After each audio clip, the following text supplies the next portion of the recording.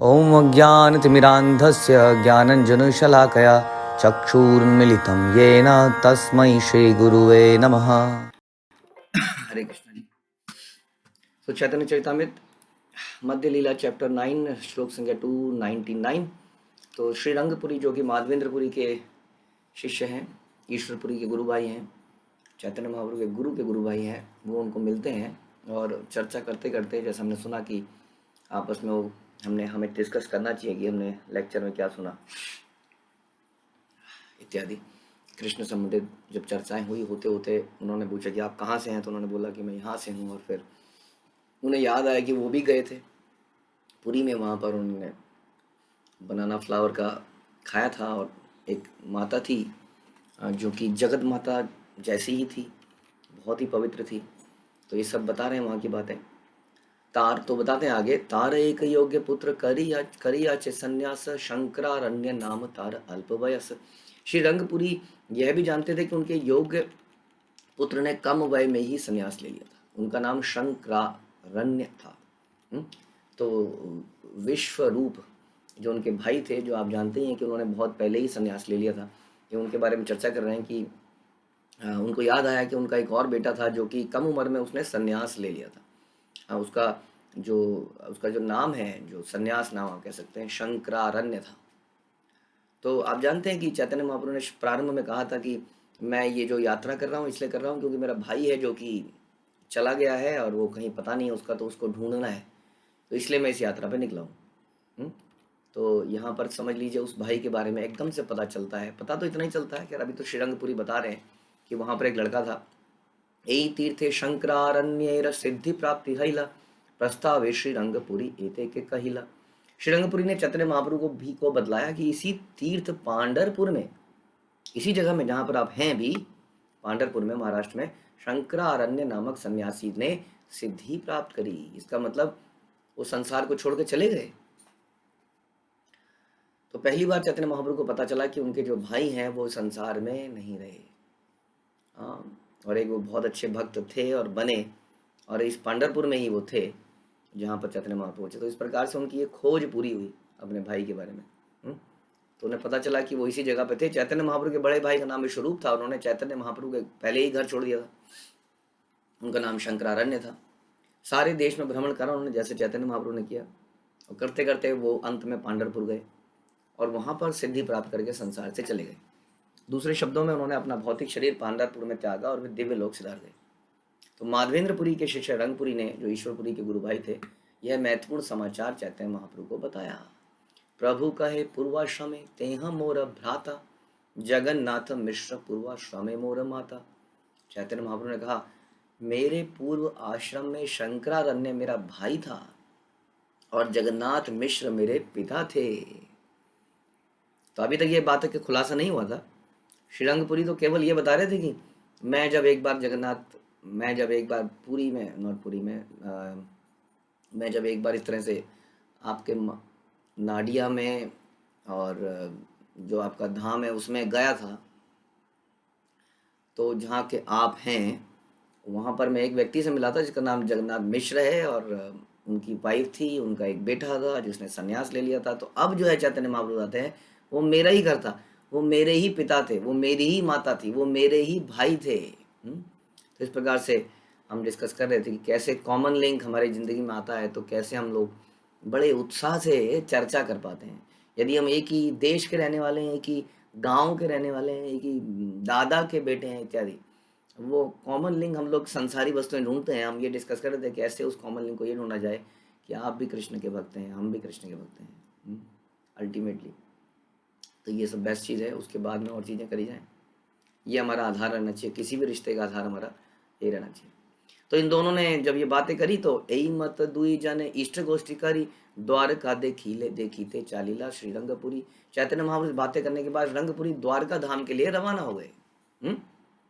तो ये इन महापुरुषों के जीवन से हम देखते हैं, अक्सर परिव्राजकाचार्य जो होते हैं वो किसी एक जगह पर टिकते नहीं है, क्योंकि उन्हें जगह जगह जाकर लोगों को प्रचार करना होता है।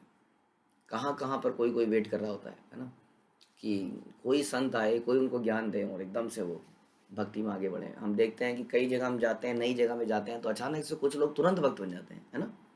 इसलिए कहते हैं हमें प्रचार करते रहना चाहिए, नए नए लोगों को कांटेक्ट करना चाहिए। कई बार हम किसी पुराने व्यक्ति के साथ लगे रहते हैं, हाँ, और उसमें हम परिवर्तन नहीं देखते।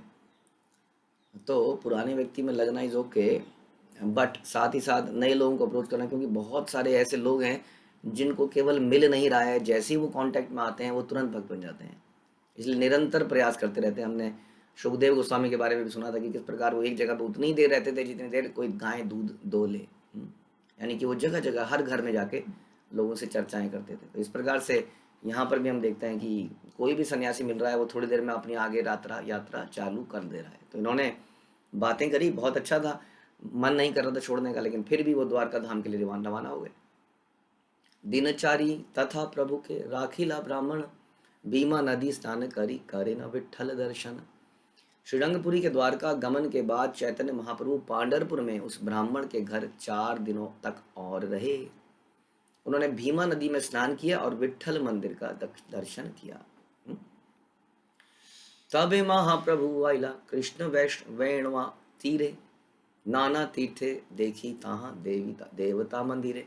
इसके बाद चैतन्य महाप्रभु कृष्ण वेणवा नदी के किनारे गए, जहां उन्होंने अनेक तीर्थस्थल तथा विभिन्न देवों के मंदिर देखे।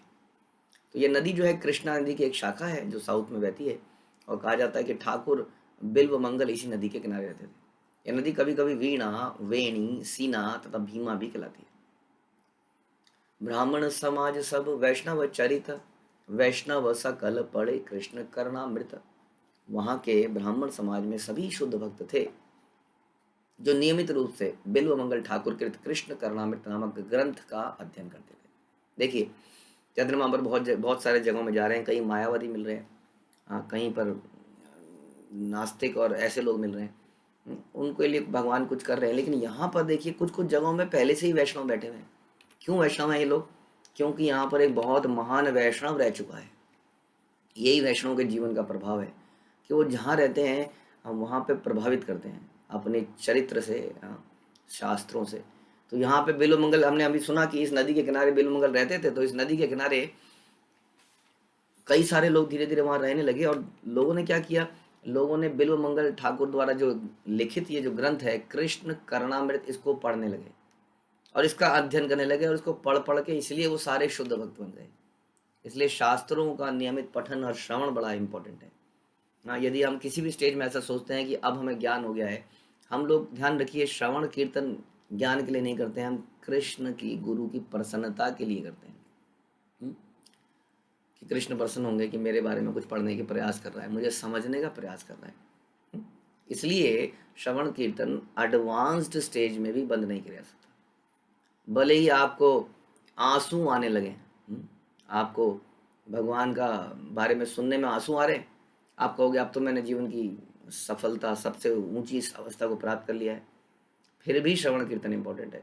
बल्कि ये कहिए कि जिसका श्रवण कीर्तन में इंटरेस्ट नहीं है, ना उत्पादेन यतिरतिम श्रमय भी केवलम, यदि उसका रति नहीं है श्रवण कीर्तन में, तो उसको अभी तक कुछ प्राप्त नहीं हुआ है। क्योंकि एडवांस स्टेज का मतलब यही है कि उसको श्रवण के बिना रह नहीं पाएगा। वो 2 मिनट भी कहीं पर वेट कर रहा होगा तो सोचेगा थोड़ा श्रवण ही कर लूँ। हम लोग सोचिए पूरे दिन में कितनी जगह कहाँ कहाँ वेट करते हैं, करते हैं कि नहीं?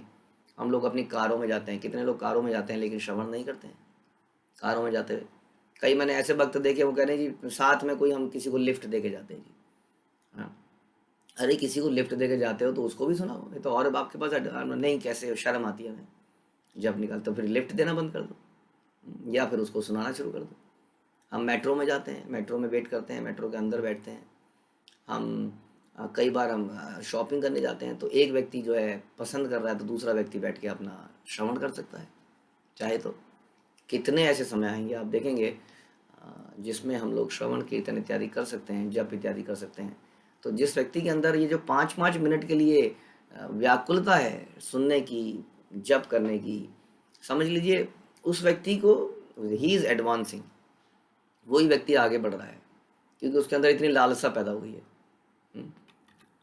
तो यहाँ के लोग बड़े शुद्ध थे क्योंकि वो नियमित रूप से बिल्व मंगल ठाकुर के ग्रंथों का अध्ययन करते थे। और प्रभुपाद ने कैसा हमारा सिस्टम बनाया कि, और अब जो है मेरे को लगता है करुणा से वो पूरे संसार में फैल गया। प्रभुपाद ने बनाया था कि इस्कॉन के मंदिरों में रोज सवेरे कथा होगी और शाम को होगी, शाम को भगवत गीता होगी, सवेरे श्रीमद् भागवत होंगी।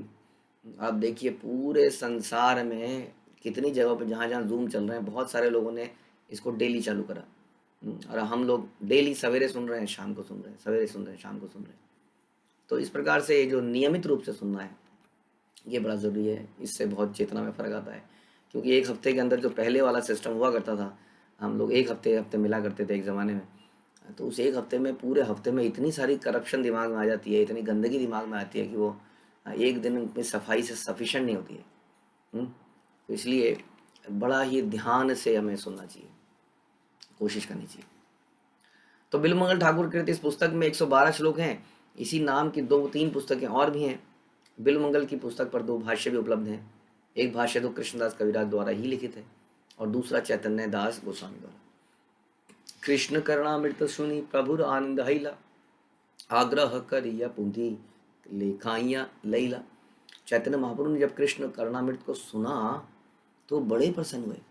उन्होंने बड़ी उत्सुकता से उसकी नकल करवाई और उसे अपने साथ लेते चले गए। देखिए, हम लोग कहीं कहीं जाते हैं तो कई लोग वहाँ के कई चीज़ें ना, वहाँ का, यहाँ का क्या फेमस है, आप वहाँ जा रहे हैं क्या लाएंगे, अरे वहाँ के पेड़े बड़े मशहूर हैं, अरे वहाँ के अमरूद बड़े मशहूर हैं, वहाँ का ये बड़ा आम बड़े मशहूर हैं, यहाँ की जो ये जो कढ़ाई है, हम चिकन की कढ़ाई, वो बड़ी फेमस है, यहाँ पे ये बड़ा फेमस है। तो हम कलेक्ट करते हैं ना जगह जगह जाके। पुराने ज़माने में लोग स्टैम्प कलेक्ट करते थे, करेंसी नोट कलेक्ट करते थे। कई जगह मैंने लोगों को देखा पत्थर कलेक्ट करते हैं, नदियों में जो बनते हैं पत्थर, उसको कलेक्ट करते हैं। कई लोग सिप्पियाँ कलेक्ट करते हैं। कई लोग पुराने ज़माने में मैंने देखा माचिस कलेक्ट करते थे, क्योंकि पुराने ज़माने में कई तरह की माचिसों पे वो बने हुए आते थे। बहुत कुछ कलेक्ट करते हैं, लेकिन भक्त को देखिए क्या कलेक्ट करता है, वो जगह जगह जाकर चैतन्य महाप्रभु जहाँ जा रहे हैं वहाँ ग्रंथों का अध्ययन कर रहे हैं और उसको कॉपी बना के ले आ रहे हैं, उसकी कॉपी। तो ये एक भक्त का जीवन है कि वो सांसारिक चीज़ों से अट्रैक्शन नहीं करता है, जो नश्वर है वास्तव में। तो वास्तव में हम लोग कैसे क्या करें, हम लोग किसी जब भक्तों के साथ रहते हैं तो बहुत बढ़िया फ़ायदा होता है इक्वल्स के साथ रहने में। जब हम इक्वल्स के साथ रहते हैं तो अपने जीवन का कुछ कुछ एक्सपीरियंस बताते हैं, और कई बार वो कुछ ऐसी बात बोल देते हैं जो हमारे दिमाग को एकदम ठनक जाती है, अरे क्या बात बोली, ये तो मैं नहीं कर रहा हूँ। ऐसा होता है आप लोगों के साथ जब, लेकिन तभी तो होगा जब आप चर्चाएँ करेंगे। हमें मिलके अक्सर पूछना चाहिए कि क्या रहस्य है आपकी इस भक्ति का, इतनी डेडिकेशन का, वगैरह वगैरह। हम पूछना चाहिए। कई बार बातें बताता नहीं आदमी, ऐसे थोड़ी बताएगा कि हाँ मेरा रहस्य मैं तुम्हें बताता हूँ आइए। लेकिन जब हम उसके साथ में रहते हैं, चर्चा करते करते ध्यान से देखिए सुनेंगे आप, अगर ये प्रश्न का उत्तर हो सकता है डायरेक्टली आपको ना मिले, लेकिन चर्चा करते हुए कुछ ना कुछ वो ऐसी बात बोल देंगे जो कि आपके लिए मोती समान होना चाहिए। वेरी गुड, ये क्या बोल दिया उन्होंने, है ना। तो इस प्रकार से ये हमारे कलेक्शन के विषय हैं। हमारा कलेक्शन ये है। तो चैतन्य महाप्रभु जगह जगह पे जाकर ऐसे, जैसे अभी आपने सुना था कि उसके पहले उन्होंने कूर्म पुराण से वो पन्ने कुछ कॉपी करे जिसमें रामायण के बारे में था, सीता के जी के बारे में। उसके बारे में आपने देखा ब्रह्म संहिता की उन्होंने कॉपी बनाई, और यहाँ पर कृष्ण करुणामृत की नकल बनाई। करुणामृत सम वस्तु नाही त्रिभुवन, यहाँ हईते हय कृष्ण शुद्ध प्रेम ज्ञाने। तीनों लोकों में कृष्ण करुणामृत के बराबरी का कोई ग्रंथ नहीं है। इस पुस्तक को पढ़ने से कृष्ण की शुद्ध भक्ति का ज्ञान प्राप्त होता है। लेकिन कृष्ण दास कविराज अपनी पुस्तक के बारे में थोड़ी बोलेंगे, हाँ, कि ये जो चैतन्य चरितामृत है ये इससे क्या प्राप्त होता है। तो जो हमारे लिए इम्पोर्टेंट था, मुझे लगता है वो शिला प्रभुपाद ने ऑलरेडी लिख के दिया गया है। इसको ही अगर हम गहराई से पढ़ें पहले, तो इसमें ही इतनी चीज़ें हैं जो हम ऊपर से पढ़ के निकल जाते हैं, तो बड़ा ही लाभ होगा इससे। सौंदर्य माधुर्य कृष्ण लीला अवधि, से ही जाने ये करुणामृत पढ़े निरवधि। जो व्यक्ति निरंतर कृष्ण करुणामृत को पढ़ता है, वह भगवान कृष्ण को सौंदर्य तथा उनकी लीलाओं के मधुर स्वाद को समझ सकता है। ब्रह्म संहिता करुणामृत दुही पूंथी पाया, महारत्न प्राया पाई आइला संगे लैया।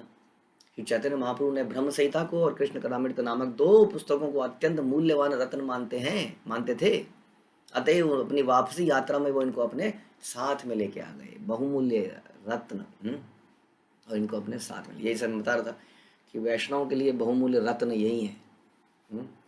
ये कुछ लाइनें, ये कुछ ग्रंथ, ये कुछ शास्त्र, ये कुछ भक्तों की जीवनी, ये भक्तों के रियलाइजेशंस जो हमारे हृदय को साफ कर देता है। उसमें भगवान की भक्ति पैदा कर देता है। तो यही हमारे रत्न थे। तो इन रत्नों को लेकर वो आ गए। तापी स्नान करी आइला महिष्मतिपुरे, नाना तीर्थे देखी तहाँ नर्मदार तीरे। इसके बाद चैतन्य महाप्रभु तापी नदी के तट पर पहुंचे। वहां स्नान करने के बाद वो महिष्मतिपुर गए।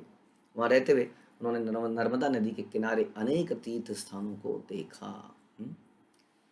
तापी नदी ताप्ती भी कहलाती है। यह नदी मुल्ताई पर्वत से निकलती है और सौराष्ट्र से होकर पश्चिम दिशा में बहती हुई अरब सागर में गिरती है। महाभारत में महिष्मतिपुर का उल्लेख सहदेव की विजय यात्रा से प्रसंग से प्राप्त होता है। पांडवों में सबसे छोटे भाई सहदेव ने इस प्रांत पर विजय प्राप्त करी और महाभारत के अनुसार रत्न प्राप्त करने के बाद सहदेव महिष्मति गए और जहां पर उन्होंने राजा नील के साथ युद्ध किया। धनुष तीर्थ देखी करीला निर्विंध ध्यात स्नान, ऋषय मुख गिरी आइला दंडकारण्य। इसके बाद धनुष तीर्थ में पहुंचे जहां उन्होंने निर्विंध्या नदी में स्नान किया। उसके बाद वो ऋषय मुख पर्वत पर पहुंचे और वहां से दंडकारण्य में चले गए। ये सारे जगह जो है रामायण में आती है। दंडकारण्य, ऋषिमुख पर्वत, जहाँ पर सुग्रीव जी बचने के लिए बैठे थे बाली से, और दंडकारण्य जहाँ राम जी वनवास के समय मुख्य स्थान था उनका, इसी जगह में वो आए थे। तो दंडकारण्य वो जंगल है। तो सारी जगह आती हैं। कुछ लोगों का मत है कि ऋषिमुख पर्वत श्रृंखला है जिसकी शुरुआत बेलारी जिले में हम्पी ग्राम से होती है। ये पर्वत श्रेणी तुंगभद्रा नदी के किनारे किनारे चलती है और धीरे धीरे हैदराबाद राज्य तक पहुंच जाती है। अन्यों के मतानुसार ये पर्वत मध्य प्रदेश में है, आजकल राम्प कहलाता है। दंडकारण्य विस्तृत भूभाग है जो खान देश के उत्तर से प्रारंभ होकर नासिक, औरंगाबाद होते हुए दक्षिण अहमदनगर तक फैला हुआ है। ये बहुत बड़ी जगह है। इसका मतलब जो आज की डेट में मल्टीपल शहर इसके अंदर आ गए हैं। औरंगाबाद, हाँ, नासिक, ये सब जगह अब दंडकारण्य के अंदर है। और गोदावरी नदी इसी भूभाग से होकर बहती है और यहाँ पर एक विशाल जंगल है जिसमें भगवान रामचंद्र रहे थे। सप्तताल वृक्ष देखे कानन भीतर, अति वृद्ध अति स्थूल अति उच्चतर। तब श्री चैतन्य महाप्रभु ने दंडकारण्य जंगल में भीतर में सप्तताल नामक स्थान देखा। यहाँ के ताड़ के 7 वृक्ष अत्यंत पुराने, मोटे और ऊंचे थे। इसका उल्लेख भी रामायण के किष्किंधा कांड में 11वें अध्याय तथा 12वें अध्याय में हुआ है। सप्तताल देखी प्रभु आलिंगन कैला, सशरीरे सप्तताल वैकुंठ चलीला। 7 ताड़ वृक्षों को देखकर चैतन्य महाप्रभु ने गले लगा लिया और उसके बाद में वैकुंठ, वो लोग वृक्ष जो है वैकुंठ वापस चले गए।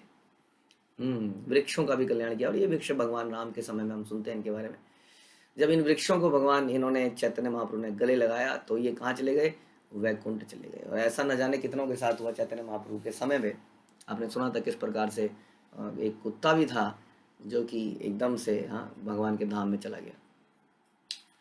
तो इसीलिए उनको कहते हैं कि नमो महावदना ये कृष्ण प्रेम पदाए थे, कृष्णाय कृष्ण चैतन्य नामने गौर तुषे नमः। ये महावदान्य है, दानी है, महान दानी है। ये नहीं देखते कि कौन कुपात्र है कौन सुपात्र है, सबको बांट रहे हैं, सबको बहुमूल्य वस्तु बांट रहे हैं। लेकिन हम नहीं ले पा रहे हैं, हम उसका आनंद नहीं ले पा रहे हैं, हम उसको सीरियस नहीं हो पा रहे हैं। ये हमारी समस्या है। हम उसको पी नहीं रहे हैं क्योंकि हमारे जीवन में बहुत सारे और काम हैं। हमारे दिमाग में हमेशा प्लानिंग चलती रहती है। लेक्चर सुनते हुए भी प्लानिंग ये चलती है कि अब इसके बाद क्या करना है, ये इतने बजे ख़त्म हो जाएगा, 7:15 बजे मैं यहाँ से उठूँगा, ये कर लूँगा, सुनते सुनते ये कर लेंगे, फिर ये कर लेंगे, फिर ये कर लेंगे। पूरे दिन की प्लानिंग भी साथ साथ चल रही है। इसलिए हमारे जीवन में परिवर्तन नहीं आता है क्योंकि हम बहुत ही रैप्ट अटेंशन से इंट्रोस्पेक्टिवली क्या कहते हैं उसको, इंट्रोस्पेक्शन करते हुए हम उसको चिंतन नहीं करें, उसके ऊपर मनन नहीं करते हैं, अपनी कमियां नहीं ढूंढते हैं, या और मुझे इस एरिया में मुझे बढ़ाना है, अरे कितनी अच्छी बात बोली, इस एरिया में मैं भी ऐसा नहीं सोचता हूँ, मुझे भी बढ़ाना है। तो ये जो पेड़ भी थे, पेड़ भी वैकुंठ चले गए।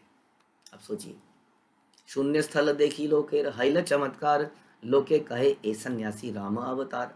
जब 7 ताड़ वृक्ष वैकुंठ लोग चले गए तो वहां के सारे लोग चकित रह गए। कहने लगे चैतन्य महाप्रभु नामक यह सन्यासी अवश्य ही भगवान रामचंद्र के अवतार हैं। ये तो स्वयं अवतार हैं, लोग समझ गए। तो ऐसी बहुत लीलाएं, बहुत कथाएं हम देखते हैं। जैसे कि हम सुनते हैं कि जब भगवान आते हैं तो साधारण से दिखते हैं लेकिन वो अमानवीय काम भी कर देते हैं।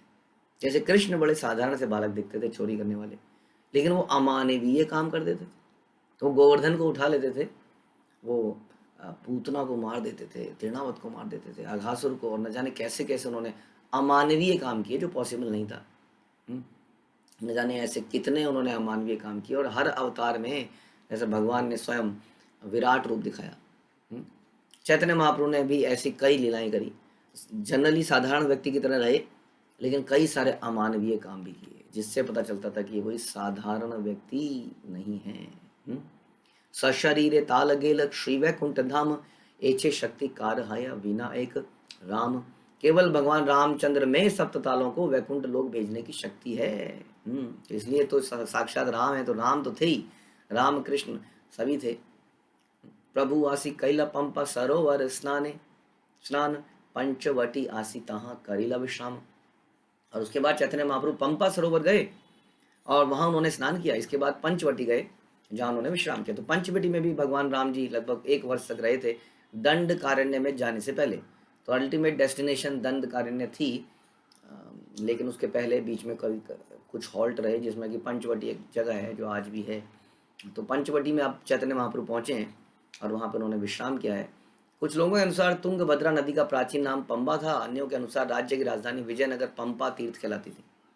कुछ लोगों के अनुसार हैदराबाद की और अनागुंडी के निकट पंपा सरोवर है, यहाँ से होकर तुंगभद्रा नदी भी बहती है।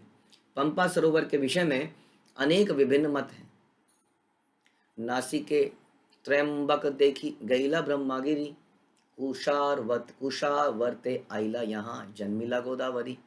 तत्पश्चात श्री चैतन्य महाप्रभु नासिक गए, जहां उन्होंने त्रयंबक शिवजी का दर्शन किया। तब वे ब्रह्मगिरी गए और फिर गोदावरी के उद्गम स्थान कुशावर्त गए। कुशावर्त पश्चिमी घाट में सहारदी पर स्थित है। यह नासिक तीर्थ के पास है, किंतु कुछ लोगों के मतानुसार यह विनघ्य घाटी में स्थित था। फिर सप्त गोदावरी आइला करी तीर्थ बहुतर, पुनरअपि आइला प्रभु विद्यानगर। अन्य अनेक तीर्थों की मुलाकात लेने के बाद महाप्रभु सप्त गोदावरी गए और अंत में विद्यानगर लौट के आ गए। हाँ, इस तरह चैतन्य महाप्रभु ने गोदावरी नदी के उद्गम स्थान से यात्रा करते हुए हैदराबाद रियासत के उत्तरी भाग को देखा। अंत में वो कलिंग राज्य लौट आए। राम आनंद राय सुनी प्रभुर आगमन, आनंदे असिया कैला प्रभु सह मिलन। अब ये पूरी यात्रा घूम के नीचे से लेके ऊपर तक चैतन्य महाप्रभु वापस आ रहे हैं, और यहाँ पर उनकी मुलाकात फिर से रामानंद राय से हो सकती है। उसी जगह पर आ गए हैं जहाँ पर ये दोनों ने 10 दिन तक कृष्ण संबंधी वार्ता करी थी, और चैतन्य महाप्रभु ने बोला था कि मैं तीर्थ यात्रा से आता हूँ और तुम अपना वाइंड अप करो, और वाइंड अप करके let's live together in Jagannathpuri. तो देखते हैं रामानंद राय ने अभी तक क्या काम संपन्न किया है। बड़े प्रसन्न थे, चैतन्य महाप्रभु फिर से आ गए हैं। जब रामानंद राय ने ये सुना तो वे अत्यंत आनंदित हो गए और तुरंत ही उनसे मिलने के लिए आए। दंडवत हैया पड़े चरण धरिया, आलिंगन कैल प्रभु तारे उठाइया। रामानंद राय ने चैतन्य महाप्रभु के चरण कमलों का स्पर्श करते हुए दंडवत गिर गए, और महाप्रभु ने उन्हें उठा लिया और उनको उठा के उनका आलिंगन किया। भक्त जो है चरणों में ही पड़ा रहना चाहता है, लेकिन भगवान उसको अपने हृदय में स्थान देना चाहते हैं। दोनों का अपना काम करना है। हमें ये नहीं सोचना है कि हाँ हमें आलिंगन किया जाए, क्योंकि हमारी स्थिति चरणों की ही है। हाँ, तो वो चरणों में गिरे और उन्होंने उनको उठा के आलिंगन कर लिया। दुई जने प्रेमावेशे करे न क्रंदन, प्रेमानंदे शिथिल हैल दुहाकार मन। दोनों भावाविष्ट होकर रोने लगे और इस तरह उनके मन शिथिल पड़ गए। ये रोने में अधिक अजीब सा आनंद है। अगर रोने में आनंद ना होता तो इतने सारे टीवी सीरियल ना चल रहे होते ना, इतने सारे इमोशनल पिक्चर न चल रही होती। आप देखिए कितनी इमोशनल पिक्चरें चलती हैं संसार में। हम देखते हैं कि किसी पिक्चर में अगर कुछ इमोशंस का टर्मोइल ना हो तो पिक्चर फेल हो जाती है। अगर सब कुछ अच्छा अच्छा दिखाते रहें तो भी मज़ा नहीं आता है। क्या दिखाते हैं, ये बहुत अच्छा हुआ, फिर अचानक से कुछ गड़बड़ हो गई, दूर हो गए, हाँ बहुत समस्या हो गई, और फिर अचानक से फिर से मिल गए। कितना आनंद आता है, कभी रो रहे हैं कभी हंस रहे हैं। इस तरह का आनंद लेने के लिए हमें मूवीज़ की आवश्यकता पड़ती है, क्योंकि हमारे जीवन में कुछ बचा ही नहीं है रस। हमारे जीवन में कंप्यूटर है, हमारे जीवन में कुछ काम है, ये वो कोऑर्डिनेशन, इसने हमें मशीन बना दिया, मशीनीकरण ने हमें मशीन बना दिया है। ये बड़ा ही भयंकर विषय है वास्तव में, जिसको श्री कृष्ण ने पहले ही आगाह कर दिया था अर्जुन के सामने कि देखो ये जो टेक्नोलॉजी है और आजकल देखो टेक्नोलॉजी का ही ज़माना है, शेयर मार्केट में टेक्नोलॉजी, नौकरी में टेक्नोलॉजी, हर जगह एक ही मार्केट ऐसी है जो फ्लॉप नहीं हो रही है, वो है टेक्नोलॉजी। क्यों है ऐसा? क्योंकि अल्टीमेटली आदमी कम काम करना चाहता है। हाँ, उसकी इच्छा यही है कि वो कम काम करे। और मैंने आपको पहले ही बताया था कि मशीनीकरण जब शुरू हुआ था आज से कई साल पहले, ऐसा कहते हैं कई लोग कि फोर्ड एक कंपनी है, ऐसी कुछ कंपनियां हैं जिन्होंने इसको असेंबली लाइन बनाई, कैसे काम ऑटोमेट किया जाए ये सीखा। तो अचानक से ऐसा ऐसा उस वक्त सोचा जाता था कि एक काम को करने में आदमी को इतना देर लगता है, मशीन उसको 5 मिनट कर देगी, पूरा दिन खाली रहेंगे। लेकिन तब से लेके आज तक आदमी व्यस्त होता ही चला गया है, इतना ऑटोमेट करने के बाद भी आदमी की व्यस्तता समाप्त नहीं हुआ। इस तरह से हम लोग क्या बन गए? मशीन बन गए हमारे अंदर से। हमें हंसने के लिए, रोने के लिए एक इडियट बॉक्स के आगे बैठना पड़ता है। इडियट बॉक्स पहले थोड़ा सा बड़ा होता था, अब वो हथेली के साइज़ का भी हो गया है। हथेली के साइज़ में हमारे सामने इडियट बॉक्स है मोबाइल के रूप में, उसमें पूरे दिन लोग ऐसे बैठे रहते हैं, साथ साथ बैठे रहते हैं, उसी में झांकते रहते हैं, उसी में अचानक से कोई व्यक्ति हंसेगा मेट्रो में, पता चलेगा कोई वो मोबाइल में बैठा हुआ कुछ सीरियल देख रहा है, इत्यादि देख रहा है। तो ये हमारे अंदर की भावनाएं समाप्त हो गई हैं, तो हमें ऐसी चीज़ों की आवश्यकता पड़ती है, क्योंकि हमारे जीवन में सही रिश्ते ख़त्म हो गए हैं। हम लोग रिश्तों के बड़े बड़े लिए बड़े जागरूक तो हैं, लेकिन रिश्तों के बीच में कृष्ण नहीं है तो उसमें आनंद नहीं रहेगा। ध्यान रखिए, बड़ा इम्पोर्टेंट है। जैसे हम अक्सर बताते हैं कि आजकल जो है न्यूक्लियर फैमिली बन गई हैं। पहले तो चाचा, भतीजा, ताऊ जी, ताई जी, नानी, दादी, ये वो पता नहीं घर के अंदर कितने सारे मेंबर हुआ करते थे, असंख्य बहुत बड़े घर होते थे, उसमें बहुत सारे लोग रहते थे, और फिर भी पति पत्नी का संबंध अच्छा रहता था। और आजकल जो है अकेले रहते हैं, पूरा दिन एक कमरे को बिल्कुल बढ़िया, बिल्कुल क्या बनाते हैं, होम थिएटर, घर के अंदर ही थिएटर बना देते हैं। एक कमरे में बच्चे का बहुत बढ़िया सब कुछ, बच्चे के खिलौने, पूरा बच्चे को उसको पिंक सजा देते हैं, इस तरह से करते हैं। हाँ, फिर भी देखते हैं कि बच्चा भी खुश नहीं है, हम भी खुश नहीं है, कोई भी खुश नहीं है, क्योंकि हमारे रिश्तों में भगवान नहीं है। भगवान के ना होने से हमारे रिश्ते ड्राई होते जा रहे हैं। इसलिए जब तक कहीं कृष्ण सेंटर में नहीं होंगे, और अक्सर हमें लगता है कि ये जो भक्ति है ना, ये हमें दूर कर रही है।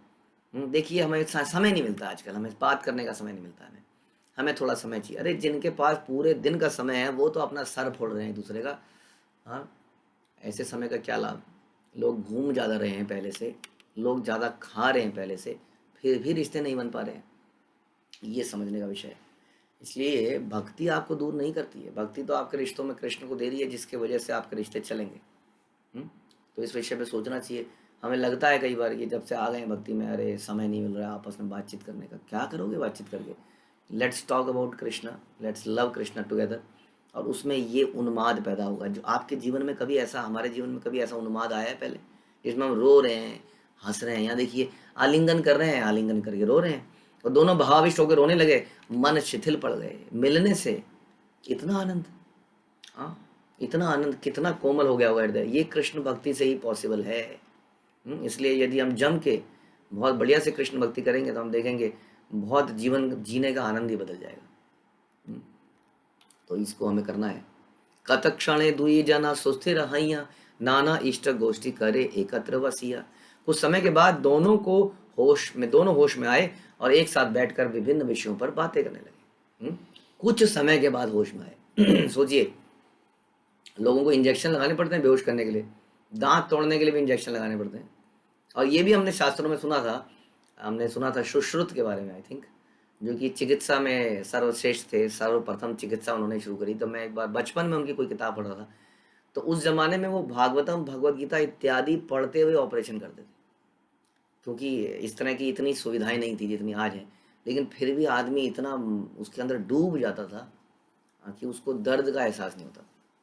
तो यहाँ पर भी ये दोनों मिले और मिल के बेहोश हो गए, और बेहोश होने के बाद काफ़ी देर बाद, हाँ, होश में आए। जैसे कि हम लोग जब होश में आते हैं, जब बोलते हैं श्रील प्रभुपाद की जय, सब लोग होश में आ जाते हैं एकदम से, it's time to wake up now. लेकिन ये लोग जो है भावावेश में, हाँ, भावावेश में बेहोश हो गए, भाव में, और फिर काफ़ी देर बाद उठे और फिर से विभिन्न विषयों पर बातें करने लगे। तीर्थ यात्रा का था प्रभु सकल कहिला, कर्णामृत ब्रह्म संहिता दुही पुंथी दिला। चैतन्य महाप्रभु ने रामानंद राय को तीर्थ स्थानों की यात्रा का सुंदर विवरण सुनाया। बड़ा अच्छा लगता है हमें, कई बार ये चर्चाएं होनी चाहिए। तो हम भी कई बार चर्चा करते हैं, बता तूने क्या देखा मूवी के अंदर, क्या था। बचपन में हम लोग करते थे, हम लोग तो करते थे ऐसा, हाँ उस मूवी में ऐसा था, उसमें क्या, नहीं मुझे मत बता, मैं देखूंगा तो बेकार हो जाएगी। हाँ नहीं मैं तो बताऊंगा। हाँ, तो ये चर्चाएं हमारी हमारी चर्चाएं ये थी यहाँ पर, क्योंकि हमारे जीवन में कुछ था नहीं वास्तव में। अब हमारे जीवन में बहुत कुछ है, चर्चाओं के सही विषय हैं। तो यहाँ पर चैतन्य महाप्रभु रामानंद राय को पूरी यात्रा का विवरण सुनाते हैं। वहाँ पे मुझे एक ब्राह्मण मिला था, वो गीता को पढ़ते पढ़ते रो रहा था। मैंने कहा भाई क्यों रोते हो? तो उसने बताया कि देखो जी, ये जो है भगवान को देखता हूँ कैसे वो पार्थ के सारथी बने हुए हैं। मुझे बड़ा अंदर से वो होता है, और मेरे को समझ में तो नहीं आती है, लेकिन मेरे गुरु ने बोला मैं करता हूँ। अच्छा जी, रामानंद राय ऐसा व्यक्ति ढूंढा आपने, कमाल का व्यक्ति ढूंढा आपने। फिर भगवान ने बताया होगा, अच्छा मैं एक ऐसा व्यक्ति ढूंढा, सुनो एक ही कहानी और सुनो। हाँ, वो जो है मेरे को घर में डिनर पे लंच पे बुलाता है और 3 बजे तक लंच देता ही नहीं है और वो पूछने पे बताता है मैं क्या करूँ, जंगल में राम कृष्ण वो राम और लक्ष्मण गए, अब आएंगे तो कुछ लाएंगे तो कुछ बनाऊंगा। और फिर रोता रहता है, मुझे खिला देता, खाता नहीं है। कहता नहीं, रावण ने सीता को टच कैसे कर दिया, मैं छोड़ूंगा नहीं इस रावण को, मैं अपने प्राण त्याग दूंगा। उसको समझाता हूँ कि इस तरीके से भैया ऐसा नहीं है, ऐसा हुआ था। फिर उसको वो ग्रंथ पढ़ाता हूँ तो समझ में आता है। कितने लोगों से मिले होंगे चैतन्य महाप्रभु इस प्रकार से। वो सारी चर्चाएं रामानंद रसदाय से कर रहे हैं। ये हमारी चर्चाओं के विषय होने चाहिए। क्या हमारे आपके और हमारे ये ऐसे विषय नहीं हो सकते? क्या इतनी कथाओं में हमने इतनी रोचक कथाएं नहीं सुनी? क्या आप नहीं सुनते कैसे वो ब्राह्मण होगा? हमारे मन में कभी ऐसा विचार नहीं आता है। हाँ, उसके हृदय में कैसे आता होगा? कभी हमारी ये चर्चाएं होती नहीं है। हमारी चर्चाएं वही घटिया संसारी चर्चाएं होती हैं। इतना कुछ बहुमूल्य वस्तु होने के बाद भी हमारी चर्चाओं में भगवान नहीं आ पा रहे। तो इस तरह से दोनों ने यात्राओं के विवरण को सुना, मतलब उन्होंने सुना और चैतन्य महाप्रभु ने बताया, और बताया कि मैं किस प्रकार से कृष्ण कर्णामृत और ब्रह्म संहिता नामक 2 ग्रंथ लेके आया हूँ। देखो देखो देखो, जैसे कुछ माता कहीं से आती है, माता जी देखो देखो मैं लाई हूँ, ये देखो सूट, देखो सूट कितना अच्छा सूट है। हाँ, और चैतन्य महाप्रभु क्या कहते हैं, देखो देखो देखो मैं ग्रंथ लाया, ये देखो कृष्ण कर्णामृत ब्रह्म संहिता। ये सारे सोचने के विषय हैं। ये हमारे दिमाग में चोट मारना चाहिए, यस हाँ मैं ऐसा करता हूँ, हाँ मैं ऐसी करती हूँ। यही अब आज भी हमारे वही घटिया विषय रह गए हैं, एक्साइटमेंट पैदा करने के। कुछ कपड़ा पहनने के लिए, कुछ खाने के लिए, समथिंग। तो यहाँ बोलते हैं कि मैं कृष्ण कर्णामृत लेके आया हूँ, ब्रह्म संहिता नामक ग्रंथ लेके आया हूँ। महाप्रभु ने दोनों पुस्तक रामानंद राय को दिया। रामानंद राय बड़े एक्साइटेड थे उन पुस्तकों को देखने में, और चैतन्य महाप्रभु की एक्साइटमेंट देख के उनकी एक्साइटमेंट और ज़्यादा बढ़ जाती थी। हम चाहे कितने भी बड़े हो जाएं, उसका मतलब ये नहीं है कि पिक्चरों को देख देख के, एंग्री यंग मैन को देख देख के एंग्री यंग मैन की तरह रहेंगे, हंसेंगे नहीं। यहाँ भगवान को देख के देखिए कितनी एक्साइट, जैसे एक बच्चे के अंदर होती है, वो निकाल के दिखाता है। चैतन्य महाप्रभु ग्रंथों को निकाल के दिखा रहे हैं। इस तरह से हमारे अंदर भी एक्साइटमेंट होनी चाहिए। प्रभु जी आज बड़ा मज़ा आया, प्रभु जी आज मैं 3:30 बजे उठ गया था, प्रभु जी आज मैं बैठ गया था जब पे, बहुत आनंद आया, मज़ा आया बहुत। वो अच्छा मज़ा ओके यार, मैं लेट हो रहा हूँ आजकल, मैं भी कोशिश करता हूँ, है ना। तो ये हमारी चर्चा के विषय हैं। तो महाप्रभु ने दोनों पुस्तक रामानंद राय को दी। प्रभु कहे तुम्हें यही सिद्धांत कही ले, यही दुई पुंथी से ही सब साक्षी दिले। महाप्रभु ने कहा आपने मुझसे भक्ति के विषय में जो कुछ कहा उसकी पुष्टि इन दोनों पुस्तकों से होती है। चैतन्य महाप्रभु अभी भी उन्हीं को ज़्यादा इंपॉर्टेंस दे रहे हैं। कह रहे तुमने मुझे भक्ति के बारे में बताया हे रामानंद राय, जब हम यहाँ 10 दिन में तक तुमने मुझे जो भी बताया, मैंने इन पुस्तकों को देखता हूँ, इन पुस्तकों में वही सारी चर्चा है। तो इसकी पुष्टि इन दोनों पुस्तकों से होती है। राये आनंद हिला पुस्तक पाइया, प्रभु सह आस्वादिला राखिला लिखिया। इन पुस्तकों को पाकर रामानंद राय अत्यंत हर्षित हो गए। उन्होंने महाप्रभु के साथ मिलकर इसका रसास्वादन किया और दोनों की एक प्रतिलिपि तैयार कर ली उन्होंने भी अपनी एक कॉपी बना ली। अब देखिए उस पुस्तक में कितने पेज होंगे, पता लगता है मुझे 500 पेज तो होंगे ही। 500 पेज तो कुछ नहीं होते किसी पुस्तक में, है ना। 500 पेज की कॉपी बनाना आप समझ सकते हैं, दोनों की 500 1000 पुस्तक की कॉपी लिख के। कई बार हमें दंड मिलता है, हमें दंड क्या मिलता है आजकल, 108 बार हरे कृष्ण मंत्र का जाप, उसका लिखना, ये हमारे लिए दंड है, दंड क्योंकि लिखना जो है, हाँ लिखना एक बहुत ही मुसीबत का काम हो गया है। तो यहाँ पर वो जो लिखने का ही था सारा प्रोसेस, तो उन्होंने दोनों किताबों को लिख डाला फटाफट और एक कॉपी अपने लिए बना ली। हाँ, तो महाप्रभु के साथ मिलकर इसका रसास्वादन किया। ये एक रस है। रस जब आता है तो नींद नहीं आती है। कभी आपके साथ ऐसा नहीं होगा कि खाने का निवाला यहाँ तक गया और हिच करके गिर गया नींद में। मतलब मेरे साथ तो ऐसा नहीं हुआ है। कितनी भी नींद आए, जब खाने बैठते हैं तो पता नहीं कैसे जागृत रहते हैं। खाते हुए सोना तो मतलब ये व्यक्ति सही में अब जाके ये थका हुआ है तब कह सकते हैं थका हुआ है। इसका मतलब क्योंकि हमें कथा में रसास्वादन नहीं हो रहा है, इसीलिए हमें नींद आ रही है। रस के मिलने पर नींद नहीं आ सकती है। तो ये भी एक चिंता का विषय है हमारे लिए, क्यों हमें रसास्वादन नहीं हो रहा है। गोसाई आइला ग्रामे हैला कोलाहल, प्रभु के देखीते लोक आइला सकल।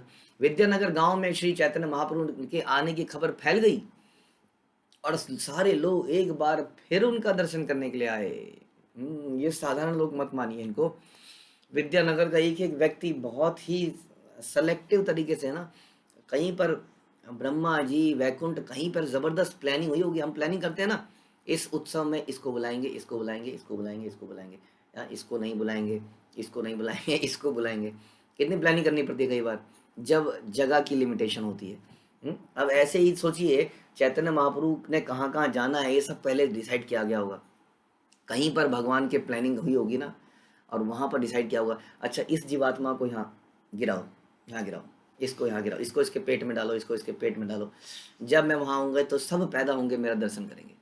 ये कोई साधारण व्यक्ति नहीं है। एक एक व्यक्ति बहुत ही प्लानिंग के साथ वहाँ पे प्लॉट किया गया होगा। कोई साधारणता ऐसे ही भगवान के दर्शन नहीं कर सकता है। तो इस तरह से विद्यानगर के सारे लोग भगवान का दर्शन करने के लिए आ गए। दोबारा से एक बार फिर से भगवान चैतन्य ने उन्हें दर्शन दिए और उन्होंने मिलने के बाद क्या हुड़दंग मचाया, इसको जानने के लिए आपको अगले प्रवचन का इंतजार करना पड़ेगा। श्री चैतन्य चरितामृत की जय, श्री कृष्णदास कविराज की जय, श्रील प्रभुपाद की जय।